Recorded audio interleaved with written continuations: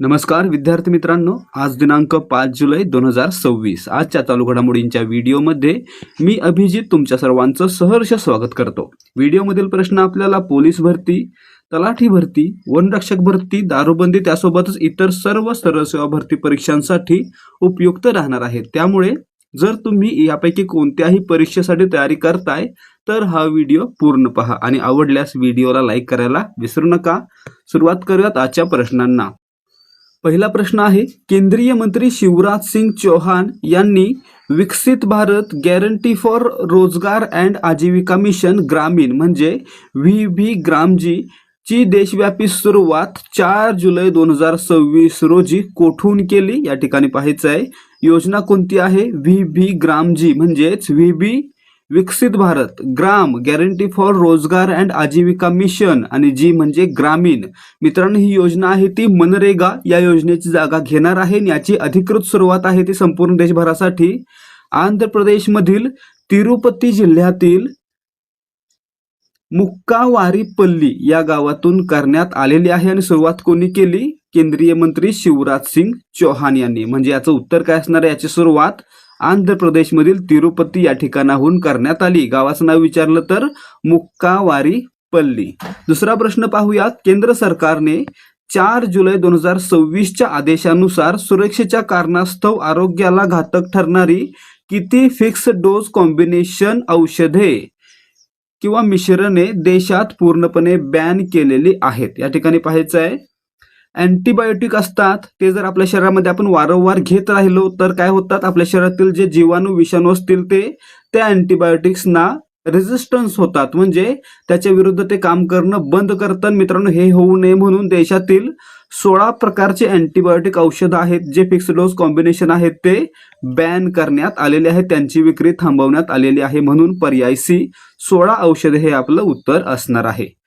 तिसरा प्रश्न, national biodiversity अथॉरिटीने जुलै 2026 मध्ये आसाममधील कोणत्या ऐतिहासिक भात शेती क्षेत्राला जैवविविधता वारसा स्थळ म्हणून घोषित केलेले आहे? या ठिकाणी पाहायचं आहे आसाममध्ये असलेले बोरजुली साइट, ज्या ठिकाणी बोरजुली रानटी भात आढळतो या ठिकाणाला मित्रांनो जैवविविधता वारसा स्थळ म्हणून घोषित करण्यात आलेले आहे। म्हणून पर्याय बी याचं उत्तर असणार आहे। ठीक आहे, आसाममध्ये जिल्हा आहे सोनितपूर, या जिल्ह्यामध्ये आहे बोरजुली रानटी भात असणारी साइट, याला जैवविविधता वारसा स्थळ म्हणून घोषित करण्यात आलेलं आहे। चौथा प्रश्न, आशियाई विकास बँकेने म्हणजे ADB ने, एशियन डेव्हलपमेंट बँकेने जुलै 2026 मध्ये कोणत्या राज्यातील 500 सरकारी शाळांचा कायापालट करून इंटिग्रेटेड स्कूल क्लस्टर्स बनवण्यासाठी 182.89 दशलक्ष डॉलरचे कर्ज मंजूर केले आहे? या ठिकाणी पहा, इंटिग्रेटेड स्कूल क्लस्टर्स कुठे सुरू करायचे आहेत? तर कर्नाटकमध्ये सुरू करायचे आहेत। यासाठी एशियन डेव्हलपमेंट बँकेने 182.89 दशलक्ष डॉलरचे कर्ज मंजूर केलेले आहे। म्हणून पर्याय बी याचं उत्तर आहे। एशियन डेव्हलपमेंट बँक कोणाला कर्ज देते? कर्नाटक राज्याला कर्ज देते। किती? 182.89 दशलक्ष डॉलर। ठीक आहे, पुढचा प्रश्न पाहूयात, प्रश्न क्रमांक 5, भारतातील प्रसिद्ध टेक संस्था IIT दिल्ली आणि DRDO यांनी देशातील पहिले सर्वात स्वस्त व हवेत राहून 20 किलोमीटर पर्यंत पाळत ठेवणारे कोणते स्वदेशी लष्करी बलून विकसित केले आहे? या ठिकाणी पहा, IIT दिल्ली आणि DRDO यांनी मिळून हवेमध्ये राहून आसपासच्या क्षेत्रावर नियंत्रण आणि लक्ष ठेवणारा एक बलून, एक हवेत उडणारा फुगा विकसित केलेला आहे। त्या फुग्याचं नाव काय आहे? त्या बलूनचं नाव काय आहे? स्वदेशी टॅक्टिकल एरोस्टॅट। काय आहे? एरोस्टॅट। म्हणून याचं उत्तर पर्याय सी असणार आहे। कोणी विकसित केलं? IIT दिल्ली आणि DRDO।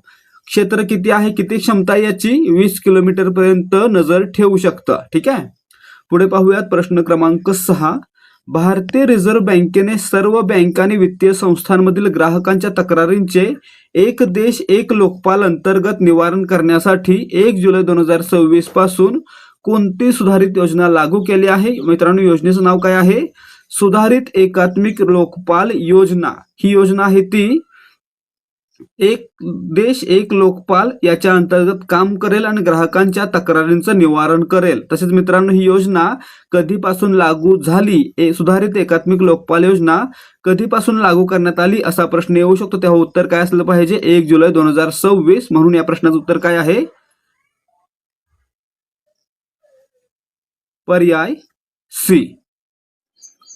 नमस्कार विद्यार्थी मित्रांनो, आपल्या सर्वांना माहित असेल की आपलं मराठी व्याकरणाचं एक PDF पुस्तक आहे जे आपण 200 रुपयांना देत होतो. त्याच्यामध्ये काय होतं तर प्रश्नोत्तराच्या माध्यमातून प्रत्येक टॉपिकचा सराव होता आणि प्रत्येक टॉपिकवर किमान 200 ते 250 प्रश्न होते. अशा प्रकारे हे 870 पानांचं PDF पुस्तक आपण 200 रुपयांना देत होतो. त्यासोबतच 168 पानांच्या PDF नोट्स आपण देत होतो आणि त्यासोबतच 10 मराठी व्याकरणाच्या प्रश्नपत्रिका आहेत ज्या स्पष्टीकरणासह आपण देत आहोत. अशा प्रकारे आपल्या पूर्ण सिरीजची किंमत 200 रुपये होती, परंतु आपण ती किंमत कमी करून 3 जुलैपर्यंत म्हणजेच आपल्या ध्येयाधिकारी स्पर्धा परीक्षा मंचच्या वर्धापन दिनापर्यंत ऑफर देत आहोत फक्त 50 रुपयांची. ऑफर देत आहोत फक्त 50 रुपयांची. यामध्ये आपल्याला 870 पानांची PDF, त्यासोबतच 168 पानांच्या नोट्सची PDF आणि 10 मराठी व्याकरणाच्या स्पष्टीकरणासह प्रश्नपत्रिका आपल्याला फक्त 50 रुपयांमध्ये मिळणार आहेत. या प्रश्नपत्रिका जर तुम्हाला हव्या असतील तर काय करायचं? याचा फ्री डेमो पाहायचा. हा डेमो कसा पाहता येईल? तर 75 17 24 91 19 या नंबरवर व्हॉट्सअप किंवा टेलिग्रामवरून मेसेज पाठवायचा. तो मेसेज पाठवल्यानंतर तुम्हाला आम्ही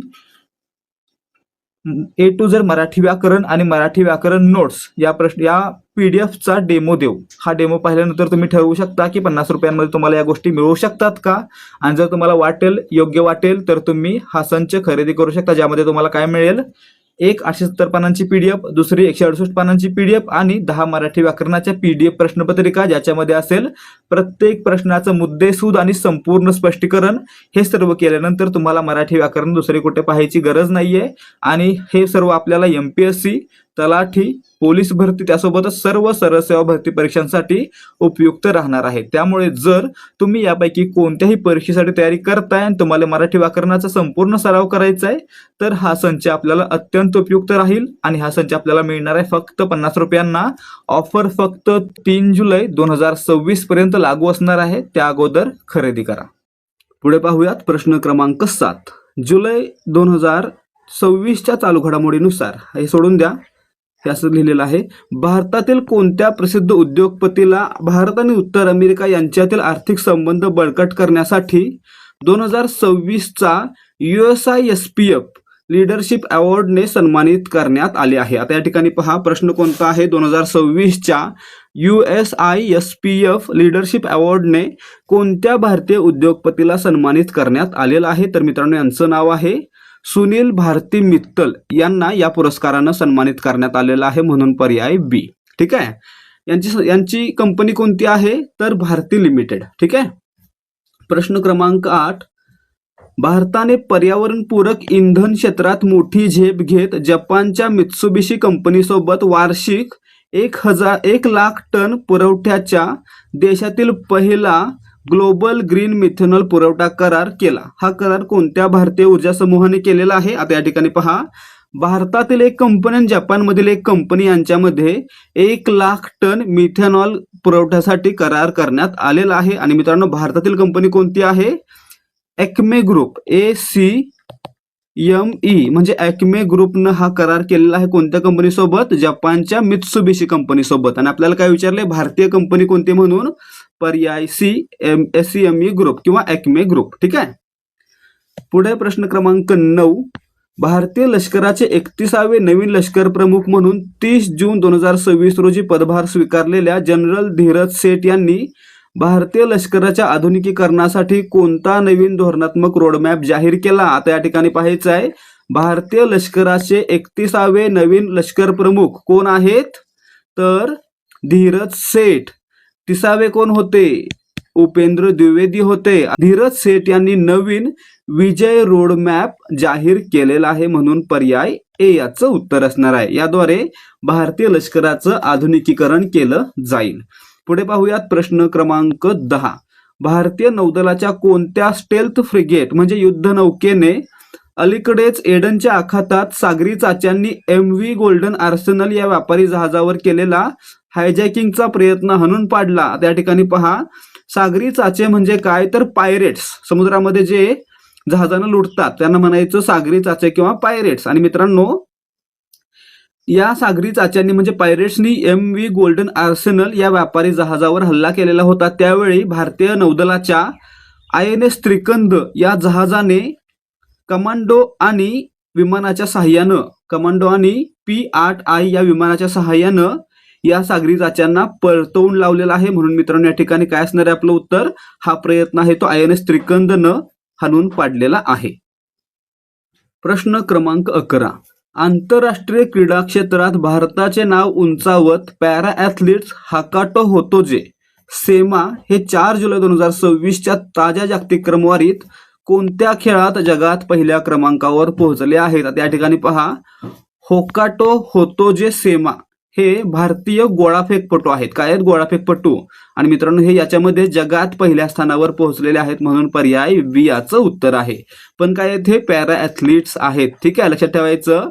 पॅरा गोळाफेक प्रकारामध्ये ते जगामध्ये पहिल्या स्थानावर पोहोचलेले आहेत आणि भारताचं नाव जगामध्ये उंचावलेलं आहे. प्रश्न क्रमांक 12. भारतीय फिनटेक कंपनी रेझर पेने NPCI भारत बिल पे म्हणजे NBBL सोबत भागीदारी करून मुंबईत मोबाईल धारकांसाठी कोणते नवीन प्रगत नेट बँकिंग सोल्युशन लॉन्च केले आहे? तर मित्रांनो, या सोल्युशनचं किंवा नवीन ॲपचं नाव आहे बँकिंग कनेक्ट. लक्षात ठेवायचं आहे, रेझर पेनं NBBL सोबत मिळून काय लॉन्च केलं? तर बँकिंग कनेक्ट नावाचं नवीन मोबाईल ॲप लॉन्च केलेलं आहे. म्हणून पर्याय बी. पुढे पहा, प्रश्न क्रमांक 13. 4 जुलै 2026 रोजी संपूर्ण जगभरात शाश्वत आणि सर्वसमावेशक विकासाला चालना देण्यासाठी संयुक्त राष्ट्रांद्वारे साजरा करण्यात आलेल्या आंतरराष्ट्रीय सहकारी दिनाचा मुख्य विषय काय होता? तर लक्षात ठेवायचं आहे, इंटरनॅशनल कोऑपरेशन डे किंवा आंतरराष्ट्रीय सहकारी दिन कधी साजरा केला जातो? तर दरवर्षी 4 जुलैला साजरा केला जातो. आणि 2026च्या या दिवसाची थीम होती शांततापूर्ण जगासाठी सहकार. म्हणजेच काय? तर cooperative for a peaceful world. ठीक आहे, म्हणजे पर्याय सी याचं उत्तर आहे. प्रश्न क्रमांक 14. केंद्र सरकारच्या विमा नियामक प्राधिकरणाने म्हणजे IRDAI ने ग्राहकांची फसवणूक रोखण्यासाठी आणि डिजिटल इन्शुरन्स वेबसाईटवर असणाऱ्या कोणत्या फसव्या डिजिटल डिझाईन्सवर कडक कारवाई सुरू केली आहे? आता या ठिकाणी पहा, भारतामध्ये इन्शुरन्स क्षेत्रामध्ये नियमन करणारी सर्वोच्च संस्था कोणती असा प्रश्न विचारला तर IRDAI ही संस्था भारतातील इन्शुरन्स म्हणजे विमा क्षेत्रावर नियंत्रण ठेवणारी सर्वोच्च संस्था आहे. आणि मित्रांनो, या संस्थेनं विमा क्षेत्रातील डार्क पॅटर्न्सवर कडक कारवाई सुरू केलेली आहे. म्हणून पर्याय बी याचं उत्तर आहे. आता डार्क पॅटर्न काय आहेत? तर एखाद्या पॉलिसीवर अतिरिक्त कर लावणे, छुपे कर लावणे किंवा खोटी आश्वासनं देणे किंवा पुढे जाऊन अचानक पॉलिसी रद्द करणे, अशा प्रकारच्या डार्क पॅटर्नवर कारवाई करण्यास IRDAI ने सुरुवात केलेली आहे. ठीक आहे, पुढे पाहूयात. प्रश्न क्रमांक 15. केंद्रीय कॅबिनेटने मंजूर केलेल्या नवीन कोळसा खाण वाटप सुधारित नियमानुसार कंपन्यांना आता परफॉर्मन्स बँक गॅरंटी ऐवजी कोणते सोपे आर्थिक बॉन्ड्स वापरण्याची परवानगी देण्यात आली आहे? आता सुरुवातीला मित्रांनो, जर कोळसा खाण तुम्हाला हवी असेल तर त्या कंपनीला परफॉर्मन्स बँक गॅरंटी द्यावी लागत होती, परंतु आता त्याऐवजी फक्त इन्शुरन्स श्युरिटी बॉन्ड्स दिले तरी खाण त्या कंपनीला मिळू शकते. म्हणून पर्याय बी याचं उत्तर आहे. परफॉर्मन्स बँक गॅरंटी ऐवजी आता फक्त इन्शुरन्स श्युरिटी बॉन्ड्सवर खाण मिळवणं सोपं झालेलं आहे. प्रश्न क्रमांक 16. भारतातील सर्वात मोठी खासगी बँक असलेल्या HDFC बँकेचे नवीन अर्धवेळ अध्यक्ष म्हणून केंद्र सरकारने कोणाची 3 वर्षांसाठी नियुक्ती केली आहे? आता या ठिकाणी पहा, भारतातील खाजगी क्षेत्रातील सर्वात मोठी बँक किंवा सर्वात मोठी खाजगी बँक कोणती? HDFC. ठीक आहे, HDFC. आता मित्रांनो, याचे नवीन अर्धवेळ म्हणजे पार्ट टाइम अध्यक्ष कोण असतील? तर राजीव कुमार असतील. म्हणून पर्याय बी याचं उत्तर आहे. किती वर्षांसाठी असतील? तर 3 वर्षांसाठी असतील. ठीक आहे, आता इतकी माहिती ठीक झाली. आता राजीव कुमार नाव लक्षात आहे का? भारताचे माजी मुख्य निवडणूक आयुक्त आहेत, त्यांची नियुक्ती या पदावर झालेली आहे. ठीक आहे, प्रश्न क्रमांक 17. भारतातील कोणत्या राज्यामध्ये देशातील सेमीकंडक्टर परिसंस्थेला बळकट करण्यासाठी तरुणांना चिप उत्पादनाचे प्रशिक्षण देण्यासाठी 190 कोटींचा प्रकल्प समर्थ सुरू करण्यात आला? आता या ठिकाणी पहा, देशातील सेमीकंडक्टर परिसंस्था एन्व्हायरमेंट आहे ते बळकट करण्यासाठी तरुण उद्योजकांना तरुणांना चिप उत्पादनाचं प्रशिक्षण देण्यासाठी 190 कोटींचा एक प्रकल्प उभारण्यात आला. त्याचं नाव आहे प्रकल्प समर्थ, प्रोजेक्ट समर्थ. कुठे उभारण्यात आला? गुजरातमधील गांधीनगरमधील IIT किंवा गुजरातमधील IIT गांधीनगर या ठिकाणी हा प्रकल्प उभारण्यात येत आहे. म्हणून आपलं उत्तर असणार आहे पर्याय बी. गुजरातमध्ये हा प्रकल्प उभारण्यात येत आहे. उद्देश काय आहे? तर देशातील तरुणांना, राज्यातील तरुणांना चिप उत्पादनामध्ये प्रशिक्षण देणं, जेणेकरून सेमीकंडक्टर परिसंस्था बळकट होईल. प्रश्न क्रमांक 18. भारताच्या कोणत्या प्रसिद्ध शेजारील देशामध्ये सध्या तीव्र होत चाललेल्या राजकीय आणि अंतर्गत हिंसक बंडखोरीमुळे तिथल्या नायजर आणि सेनेगल या नद्यांच्या खोऱ्यातील कृषी पुरवठा साखळी धोक्यात आल्याचे वृत्त नुकतेच प्रसिद्ध झाले? आता कोणकोणते प्रश्न महत्वाचे आहेत या ठिकाणी? तर कोणत्या देशामध्ये राजकीय आणि अंतर्गत हिंसक बंडखोरी सुरू आहे? तर देशाचं नाव आहे माली. या माली देशामध्ये काय होत आहे? तर नायजर आणि सेनेगल नद्यांच्या खोऱ्यामध्ये कृषी संस्था आहे ती किंवा शेती आहे ती नुकसानात जात आहे किंवा धोक्यात आली आहे. म्हणून याचं उत्तर पर्याय बी आहे. आता लक्षात काय ठेवणार आहे आपण? राजकीय आणि अंतर्गत हिंसक बंडखोरी कुठे आहे? मालीमध्ये. नायजर नदी, सेनेगल नदी दोन्ही नद्या कुठे आहेत? मालीमध्ये. ठीक आहे. आणि मित्रांनो, कोणत्या ठिकाणी शेती धोक्यात आलेली आहे? तर मालीमध्ये. हे लक्षात ठेवायचं किंवा या नद्या लक्षात ठेवा, विचारलं तर येऊ शकतं, नद्यांवर प्रश्न येऊ शकतो. प्रश्न क्रमांक 19. तमिळनाडू सरकारने प्रधानमंत्री मत्स्य संपदा योजनेअंतर्गत भारतातील पहिली त्रिमितीय कृत्रिम प्रवाळ भित्ती सागरी जैवविविधता वाढवण्यासाठी कोठे तैनात केली आहे? या ठिकाणी पहा, योजना कोणती आहे? प्रधानमंत्री मत्स्य संपदा योजना, PMSY. ठीक आहे. आणि मित्रांनो, या योजनेअंतर्गत तमिळनाडू किनाऱ्यावर मन्नारच्या आखात आहे त्या ठिकाणी त्रिमितीय कृत्रिम प्रवाळ भित्ती म्हणजे 3D प्रिंटेड प्रवाळ भित्ती स्थापित केली जात आहे. म्हणून याचं उत्तर पर्याय बी असणार आहे. आता आपल्याला माहित आहे, हा समुद्र किनारा जर असेल तर या ठिकाणी काय असतं? प्रवाळ भित्ती असतात किंवा प्रवाळापासून बनलेले लहान लहान डोंगर असतात, ज्यामुळे त्या ठिकाणी एक अडथळा निर्माण झालेला असतो, ज्यामध्ये मासे राहू शकतात. माशांची त्या ठिकाणी वाढ चांगल्या प्रकारे होऊ शकते आणि या किनाऱ्याला संरक्षण देखील मिळू शकते. अशा प्रकारे मित्रांनो 3D प्रिंटेड या ठिकाणी प्रवाळ भित्ती आहे ती मन्नारच्या आखातामध्ये स्थापित केली जात आहे. ठीक आहे. पुढे प्रश्न क्रमांक 20. आंतरराष्ट्रीय स्तरावर जलविद्युत ऊर्जेच्या घडामोडींचा मागोवा घेणारा आणि नुकताच चर्चेत असलेला 2026चा वर्ल्ड हायड्रो पॉवर आउटलुक अहवाल कोणत्या संस्थेद्वारे प्रकाशित केला जातो? या ठिकाणी पाहायचं आहे, वर्ल्ड हायड्रो पॉवर आउटलुक हा जो अहवाल आहे तो आंतरराष्ट्रीय हायड्रो पॉवर असोसिएशन म्हणजे IHA या संस्थेकडून प्रकाशित करण्यात येतो. म्हणून पर्याय बी याचं उत्तर आहे. प्रश्न क्रमांक 21. खालीलपैकी भारताच्या कोणत्या प्रसिद्ध राष्ट्रीय बँकेने जपानच्या मिझुहो बँकेसोबत भारतात कंपन्यांच्या विलिनीकरण आणि संपादनासाठी भागीदारी करार केलेला आहे? आता मित्रांनो, भारतामध्ये कंपन्यांची विलिनीकरण करणं किंवा खरेदी करणं यासाठी मोठ्या प्रमाणात पैसा लागू शकतो. अशा प्रकारे मित्रांनो, या पैशाचा पुरवठा करण्यासाठी जपानमधील मिझुहो बँक आणि भारतातील बँक ऑफ बडोदा यांनी करार केलेला आहे. म्हणून याचं उत्तर पर्याय बी असणार आहे. लक्षात ठेवायचं आहे. प्रश्न क्रमांक 22.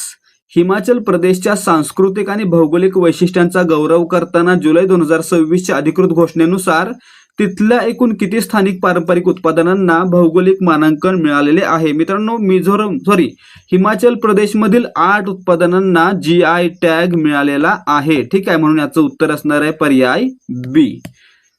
प्रश्न क्रमांक 23. तमिळ भाषेतील सुप्रसिद्ध साहित्यिक 2 वेळा साहित्य अकादमी पुरस्कार जिंकणारे, नुकतेच 4 जुलै रोजी वयाच्या 93 वर्षी निधन होणारे प्रसिद्ध लेखक कोण आहेत? आता माहिती पाहायची या ठिकाणी 2 वेळा तमिळ भाषेतील साहित्य अकादमी पुरस्कार कोणाला मिळालेला होता?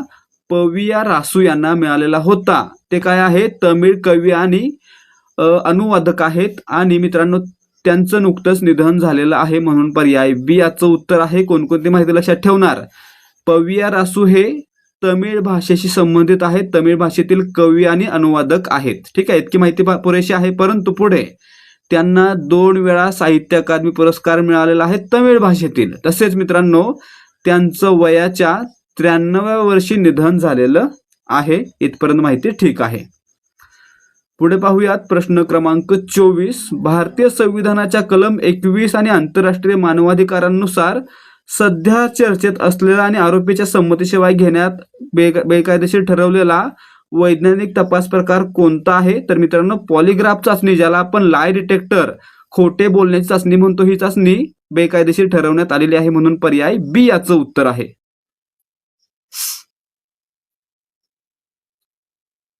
या चाचणीमध्ये काय केलं जातं तर एका उपकरणाद्वारे समोरचा व्यक्ती खोटं बोलतोय की खरं बोलतोय हे ठरवलं जातं. परंतु मित्रांनो त्यासाठी जर आरोपीची संमती नसेल तर ही चाचणी बेकायदेशीर ठरणार आहे. ठीक आहे. पुढे पाहूयात प्रश्न क्रमांक 25. आंतरराष्ट्रीय बुकर पुरस्कार समितीने 4 जुलै 2026 रोजी जाहीर केलेल्या नवीन नियमानुसार कोणत्या वर्षापासून या पुरस्काराचे अधिकृत नाव बदलले जाणार आहे? आता या ठिकाणी पहा, आंतरराष्ट्रीय बुकर पुरस्कार सुरुवात 1969 आणि मित्रांनो याचं स्वरूप होतं 50,000 पाऊंड. ठीक आहे. आता मित्रांनो 2027 पासून याचं नाव देखील बदलणार आहे आणि रक्कम देखील बदलणार आहे.